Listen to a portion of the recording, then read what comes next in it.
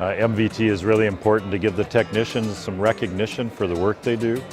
They're behind the scenes a lot of times, but without them, golf course wouldn't run. They get so little recognition that this is an opportunity for us to make sure that they're at least mentioned or rewarded in some way for their effort. Let's talk to the guy who was identified as the MVT. I recently received an award myself, so I know how difficult this can be, Yvon. And I know your operation, Victoria National Golf Club, off the coast of Vancouver, just outside the city, along the coast in Victoria, an absolutely spectacular location that I learned previously that you were involved also in the design and construction of your shop. So let's start there. One of the things Jim said was shop organization and design were critical. What do you think how did you approach designing that particular shop that you have at Victoria National? Well, it was a long process.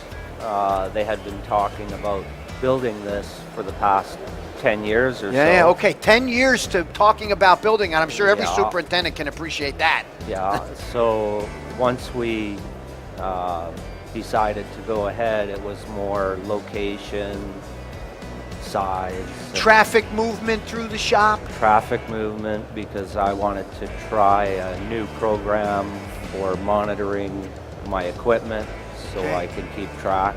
So a fleet management system also was involved with the way you designed the shop? Yeah, so that when equipment would drive by, my hour meters that work on Bluetooth would automatically update in my laptop so I could keep So you've track just of said it. about 5 things that I'm not even sure a lot of people in the golf business know can happen. The equipment requires daily attention, and although it's very well manufactured and very well made, there are things that happen. There are adjustments that need to be made every day to run the course properly to get the best quality of play possible. There's this unspoken recognition in That's the right. industry when you've got a good mechanic, that I shouldn't say mechanic, equipment manager, That's right. that you've really got somebody that makes the operation run well. And I think the recent membership category to be part of GCSAA being created is a sign of that need to connect education and the industry to the equipment management realm. So obviously good technicians, right? But you're talking about a most valuable or an excellent technician. Did you have a chance to see the pool of candidates that this guy was above? I mean, obviously it had to be a pretty impressive list.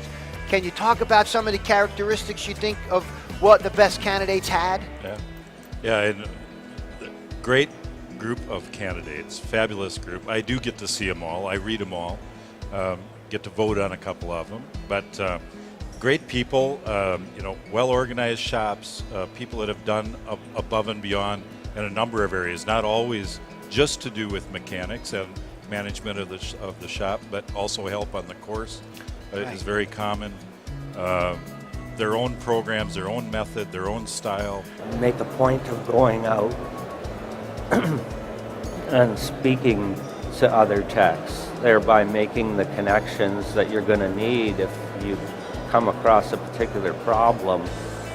You'll be able to get some assistance from somebody. So networking with other technicians very is big paramount. And tips and tricks that they'll give you too for how they might fix certain problems that they're having bugs with. Oh yeah, I find every technician is very open and willing to help